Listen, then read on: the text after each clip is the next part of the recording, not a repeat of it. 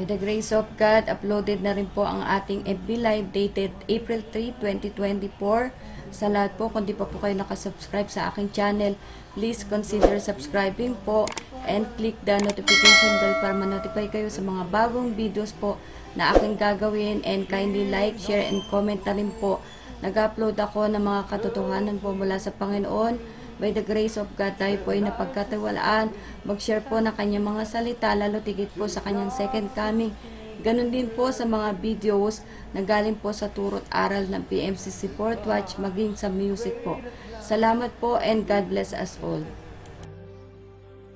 Let us run the race, not only for the prize, but as those who've gone before us. Let us lead to those behind us the heritage of faithfulness, pass on to godly life.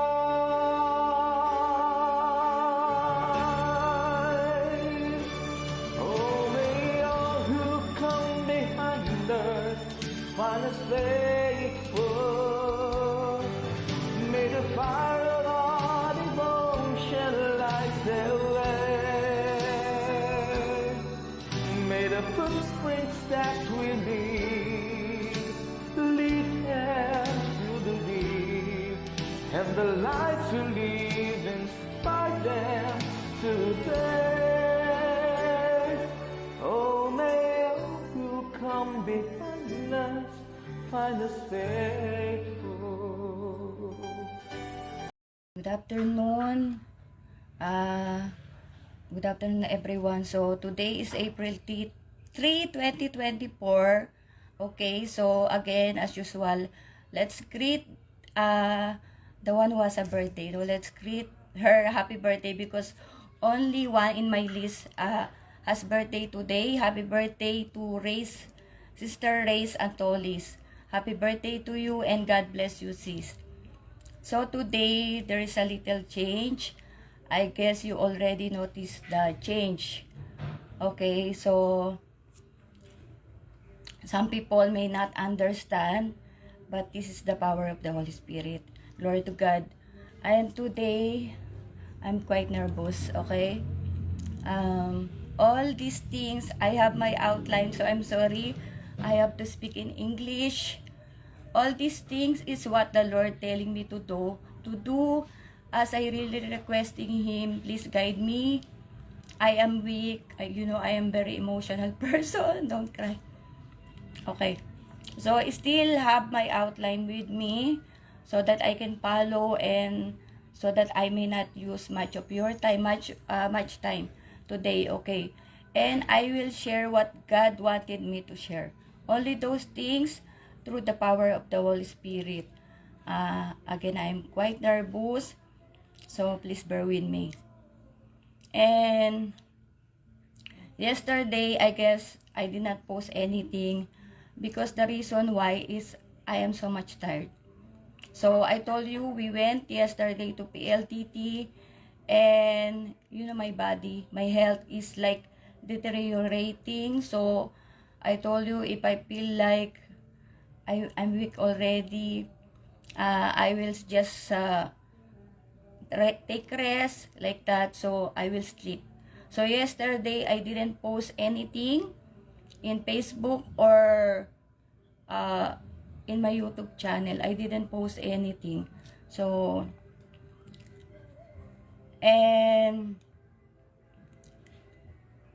you remember one time I said that in my FB Live, I said that God told me to speak in English. Okay, that's why I have my outline so that I will just follow my outline. Okay, and I have so many excuses at that time, but now I should do this. Okay, anyway, practice makes perfect. And why God is telling me to speak in English in my FB Live? Because He knows that I can do. He trusted me. And actually, I was in the toilet this morning. I kept on crying, Lord, please help me. because he's really pushing me to, you have to do this. Okay, so please help me. I said, please help me. I kept on crying. But you see, but I told him, I told God that, yes, I will do this. I have to do this. Whatever it takes, I will try my best to speak in English. But maybe there will be an instance that I cannot speak fluent English or straight English. I will speak Tagalog from time to time. I know that there are, a lot of bashers around, so let it be. We do not have much time. As I said before, God told me clearly, hurry up. We have less time. We need to reach out more people. Okay, so I'm just following what God told me to do. And a lot of people, some people message me in the Facebook because I posted like, please pray for me. Pray for me to deliver the message, to make this FB live as much as possible, clear to everyone and powerful as God, is using me. So, some people I didn't answer you, so sorry for that. And for the believers, you know what is happening to me. So, glory to God. I will just follow my outline. Um, uh, Wait. I already put, I already write everything. Okay, so,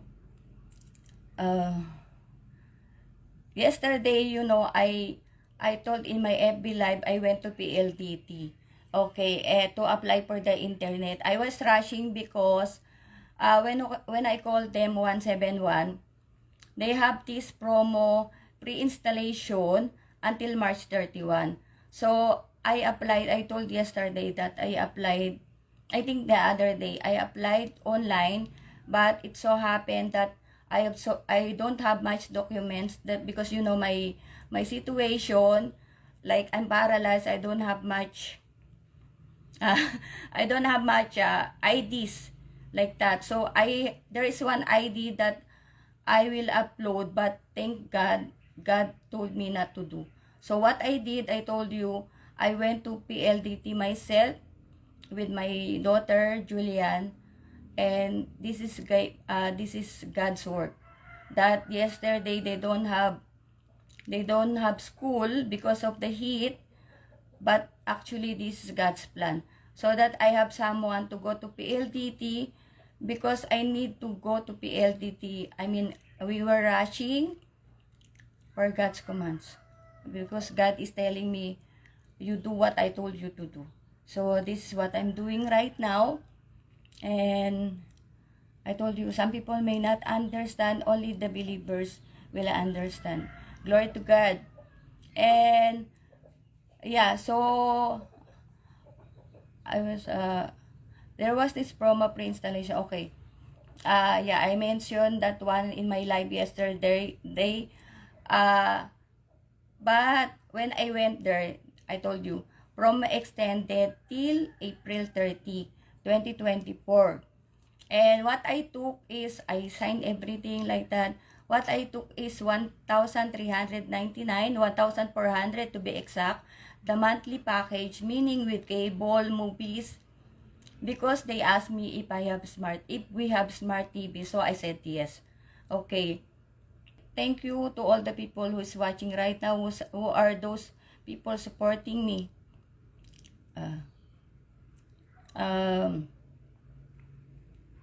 Okay, monthly package, okay, movies. Then, email came, I think yesterday or today, this morning. Sorry, I'm quite nervous, okay? I'm not used to speaking English, but God told me to do, so I have to obey. Obey before you complain, So, then email came. I saw that it was 1,699 instead of 1,399.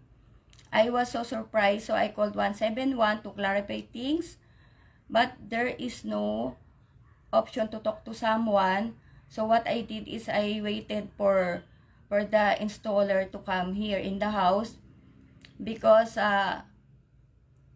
what happened, okay, they came already. So what happened is when I called 171, they called me that somebody will come in the house today.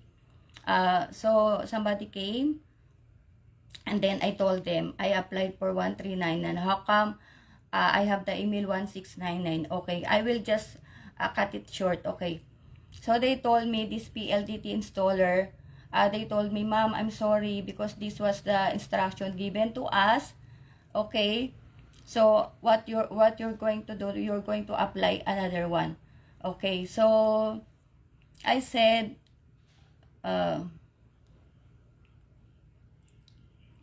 so thinking carefully, God told me this is will because I need a strong internet. Okay, so I told them it's okay because slowly I got this message from God that this is my will. Even 1699, okay, I said just fix the internet. And by the grace of God, internet was installed today. Glory to God. And I want to share something to you. What is, I just saw this, okay, yesterday. And I know this is God's message, what you call this. He wants me to share this to you. This is what is success according to Bill Gates. And I'm sorry for my outline. Maybe it will not be a good outline, but I told you every time that I am weak. I didn't go in a Bible school like Bible student. Uh, just God spoke to me. Okay, glory to God. What is success according to Bill Gates? Success is not just about making money. It is about being it is about being the best person you can be. The true indicator of success is not what is accomplished, but what is felt. Happiness is the key to success. My definition of success is someone setting goal and achieving this goal through hard work, which directly translate into happiness. That is success according to Bill Gates. Glory to God. But today, God told me, because I told you I have so many work to do as God told me to do.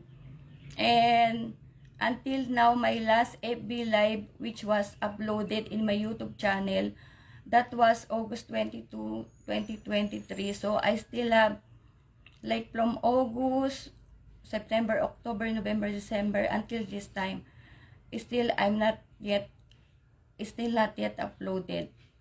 So God told me to just upload all my past FB Live videos. No need to put a caption for English on YouTube. And from now on, I will speak in English and work out how I will be able to go on live simultaneously, FB Live and YouTube. Glory to God. Already, I messaged someone close to me, how I will do this going live in YouTube at the same time in FB. I want to tell you that whatever happening in our lives, every time I'm telling this, whatever happened in our lives, this is God's plan. Whoever people will come to your life, maybe this is a lesson, he will serve as a lesson, or it will bring the best out on you. So, no need to explain further. And shout out to my Sheila Miranda, because she is the one who was used also by God in doing this FB Live.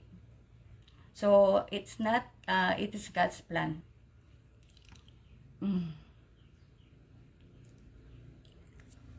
And as I've said,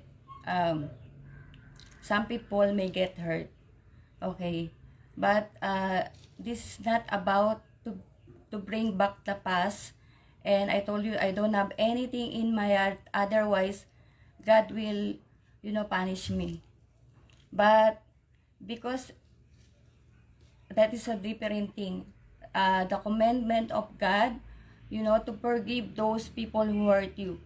Those who did something bad about you rather than,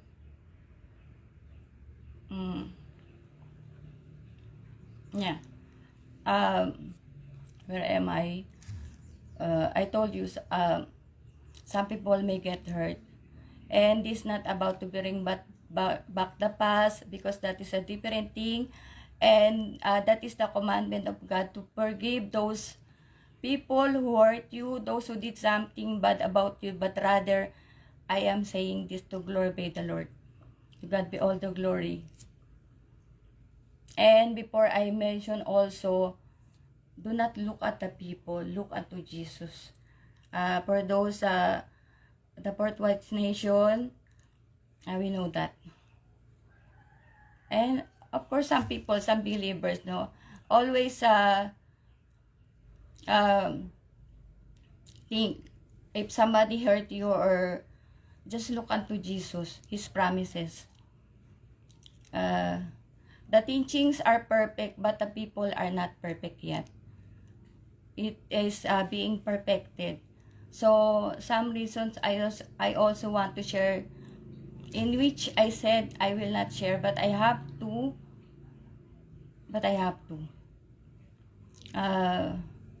There was a time, or so many times, reasons why God chose me.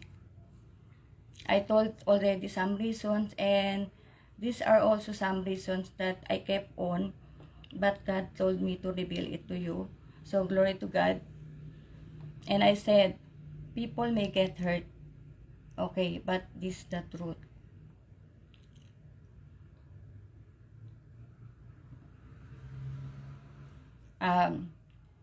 There was a time, or so many times, I was accused of something of which I didn't do. Some in the church, not once but several times. But I kept quiet. So I told so many times, I leave everything to God. I told you, God sees our hearts. We cannot, hide anything, even our hairs. That is a noun bird. So this hurts me. Okay, sorry from time to time. Okay, because I'm not used to speaking English, and my situation. I'm not. My health is not good, and this is another challenge for me. But I have to do. Where am I? Okay, so I said, some in the church, not once, but several times, maybe twice, 3 times. But I kept quiet, and I told, again, I just repeated what I said, that I told so many times, I leave everything to God. Okay, because I knew this Romans 12:19 when I'm new in the church, that just leave everything to God. Okay, so don't post anything, but don't hurt people. I know everything. So that is Romans 12:19. And some loved ones have said so many bad words about me, treating me bad until now. But God knows everything.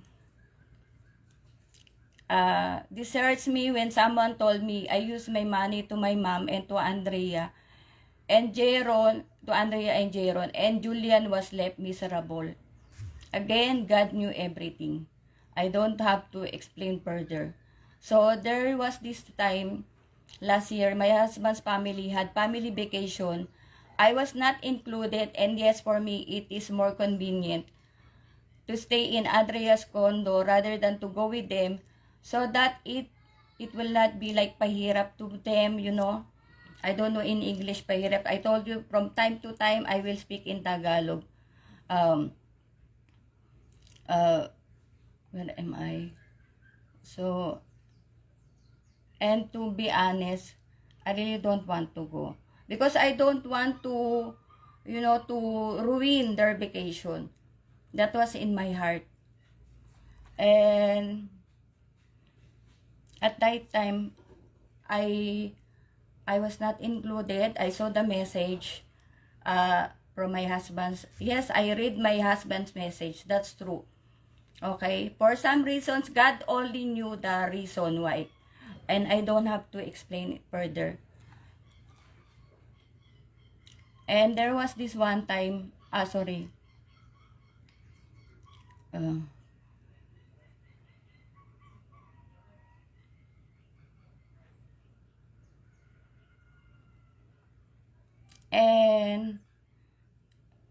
where am I? Because I knew, okay. Sorry, I'm really nervous. Okay. So, and because I wrote, because I know that if I'm going to start or to go FB Live without, you know, writing my outline, I'm sure that I will just, I can't say anything. So, and it's more convenient to stay in Andrea's condo rather than to go with them, so that it will be so not be so tiring for me and challenging for me. And we agreed also, my sister-in-law. So anyways, God knew the story, but what happened is Andrea received a not so nice message because we agreed that they will pick me up somewhere in Manila to go home all together in Pangasinan. Also, my daughter was accused of something, and what is more bad, when my husband came, as if he saw a ghost, he's angry. Why are you here? He didn't even tell me I'm sorry. Anyway, to all the people, um, to all the people who hurt me, I didn't receive any sorry, and it didn't hurt me. I told you Romans 12:19. I just leave everything to God. That is past. But God wants me to reveal these things to glorify His name. Why He chose me.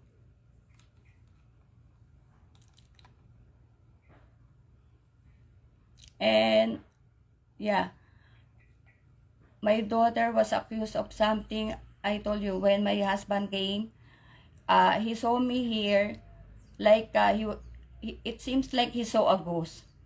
Why are you here? I said, why? What's the reason I stay here? So, and then after that,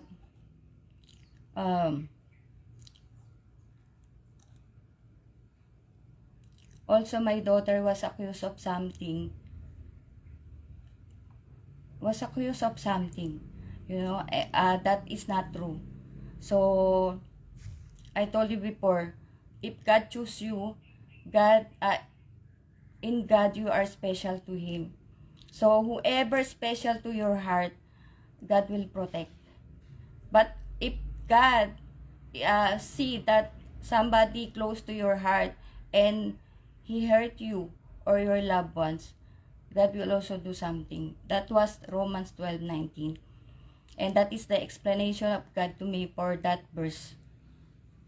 Because I told you there was this one story about my brother, and I will tell that not today, in some other time, because I need to go to do an outline again. And so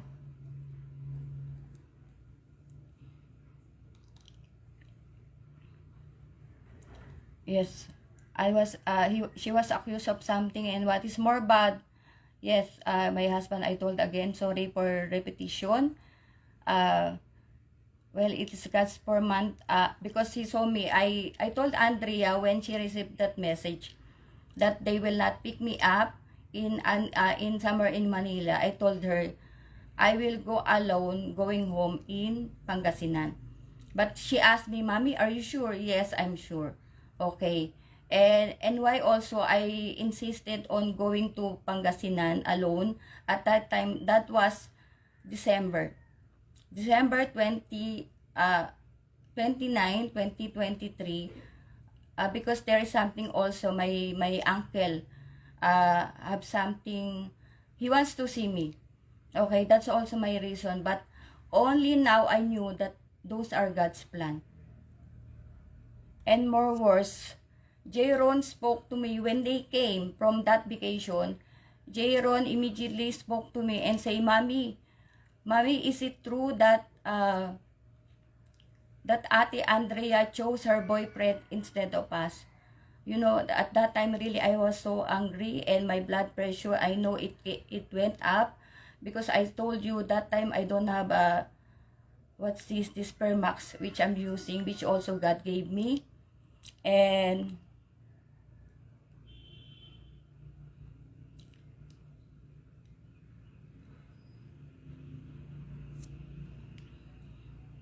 you know, people, what they call normally, or somebody, you know, it's like being popular, what they call marites, make things more worse or complicated. So stop being marites, or you know, I think that is putting more problem to the situation, and God is not pleased to those things.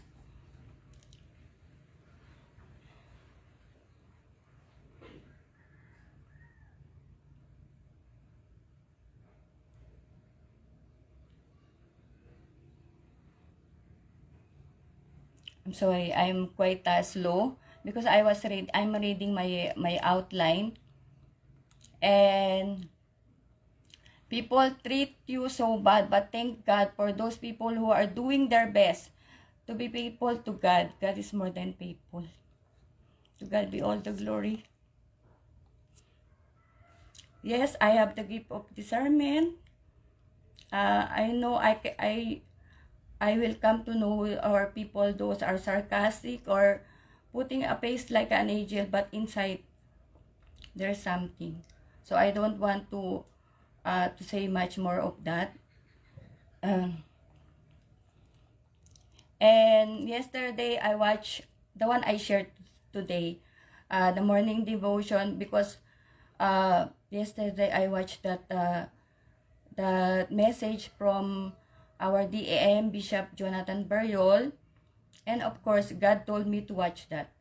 All these things I'm doing right now is, you know, through the power of the Holy Spirit that is within me, that God told me to share everything, why He chose me.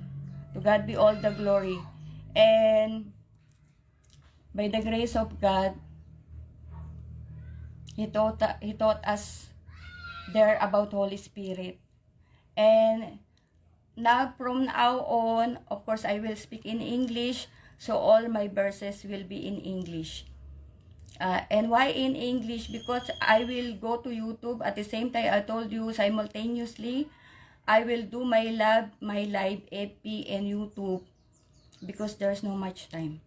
And again, another one, when this morning, because I told you there's a lot of work, all the messages, I don't have much time to watch everything, because I'm so tired. My body is deteriorating.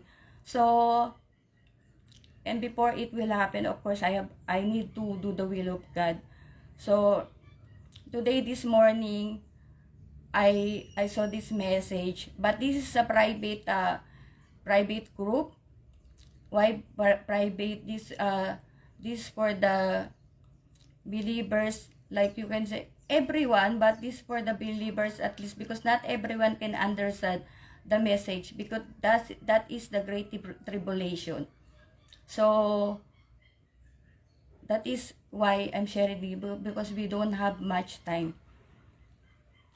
And it says here in Acts 1:8, but you will receive power when the Holy Spirit comes on you, and you will be my witnesses in Jerusalem, and in all Judea and Samaria and to the ends of the earth. To God be all the glory.